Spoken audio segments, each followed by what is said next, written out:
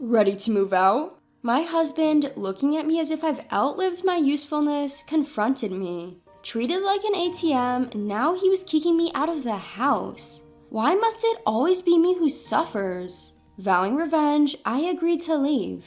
But this was part of my plan to retaliate. My name is Nancy, aged 46. I work at the City Hall as a civil servant. After graduating from a community college, I have devoted myself to my job for 25 years. I got married to my husband, Bob, when I was 25. We had a shotgun wedding and had a boy the next year. Our son is now a college student. He moved out to attend a local university. To be honest, our marital relationship is not so good. Our relationship has gotten even colder since our son left. We hardly have any conversation. Worse, Bob's dominance has become unbearable, like when we were newlywed. Seems like he had suppressed his nature when our son was born, but now it's resurfacing. His complaints about the dinner I prepare painstakingly, "It lacks flavor, remake it," are a daily occurrence. No matter how carefully I do the laundry and cleaning, Bob's nagging is endless. "Can't even handle the housework with a community college degree. Why did I even marry such a stupid woman?" After graduating from a prestigious private university, Bob works as a salesperson at a large food trading company. From his perspective, me, a community college graduate and civil servant, must seem incompatible. He often belittles me. I have raised my concerns about sharing housework a few times, saying, "We both work, can't we share the chores?" But his response was always the same: "It's a wife's duty to do housework. You work for the government and finish at regular hours. You should have plenty of time. Our kid is grown up. You can handle it yourself." When I mumbled, "Our child has grown up for you as well," it seemed to infuriate him, and he even said, "If you can't handle it, then you must quit your job." Bob says quit the job easily, but I can't quit because I have a reason. Living expenses, the mortgage, our son's college tuition, almost all of it is paid from my salary. I tried to discuss this several times with him. "Can't you help with at least the mortgage or part of the tuition?" But he always said, "I'll use the money I earned however I like," and paid only the bare minimum. We have separate bank accounts since we got married, and I can't access Bob's account, so I had no choice. It's frightening how you can get used to even this kind of married life over 20 years, but there was something that recently started to bother me. It's that Bob has started asking me for money for various reasons. "There's a family gathering back at my parents' home." "So what's the big deal?" "Well, they're asking for spending some money for the nieces and nephews. I need you to cough up around $100. He replied, and that was the start of it.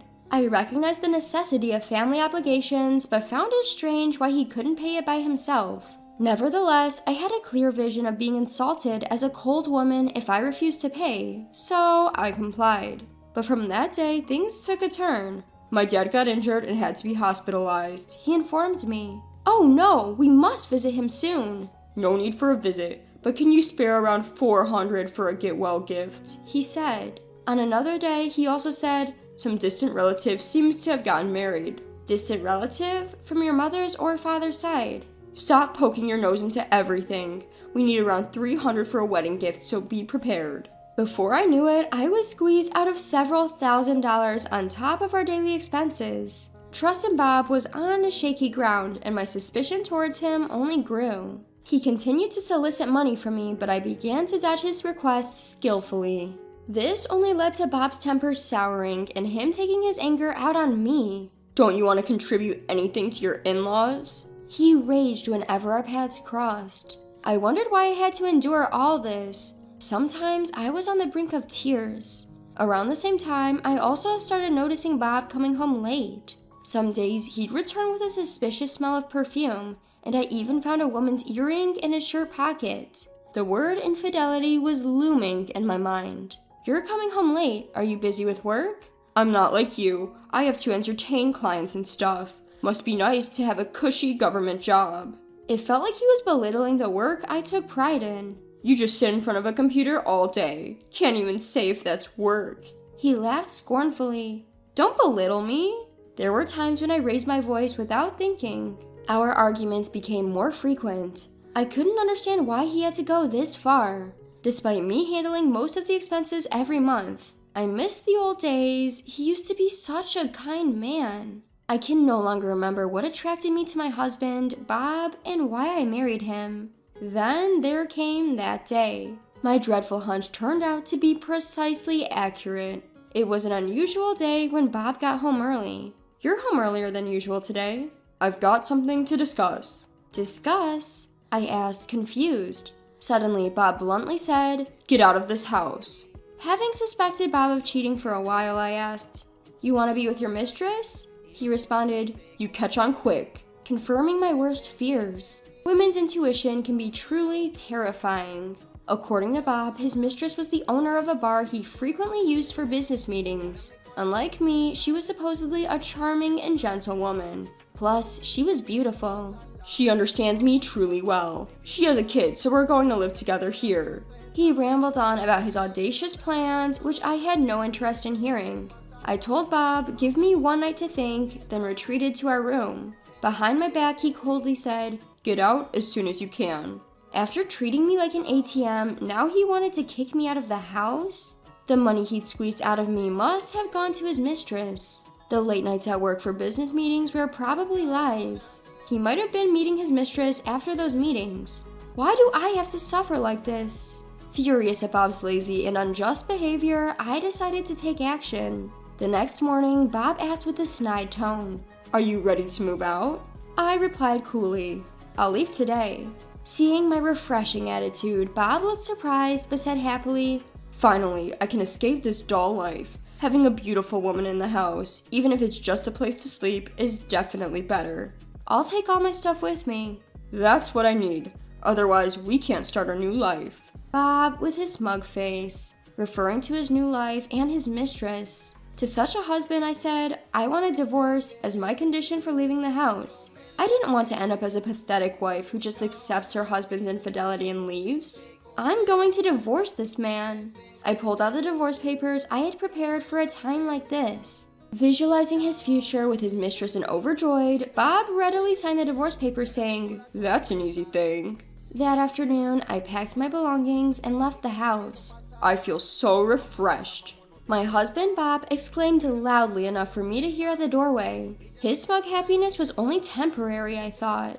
I submitted the divorce papers at my workplace, explained the situation to my colleagues, and took a few days off. Since everything happened so abruptly, I hadn't been able to secure a new place yet. I decided to crash at my son's place for the time being. Seeing me after a while, he must have noticed my relief. He smiled relieved. "You finally ended it." This is just the beginning. By the way, did you take care of that thing I asked you to do?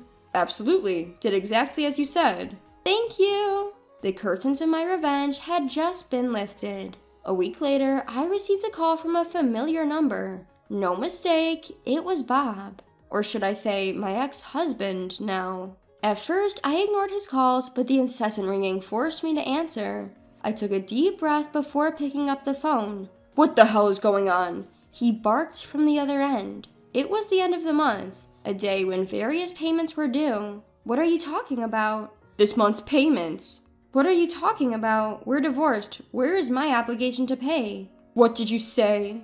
Yes, it's not surprising he was yelling. This month, neither the living expenses nor the mortgage were paid from my salary, and the amount must have shocked him. Our family home was located in a high-end residential area. The mortgage alone cost several $1,000s. How am I supposed to cover this amount? Your salary was...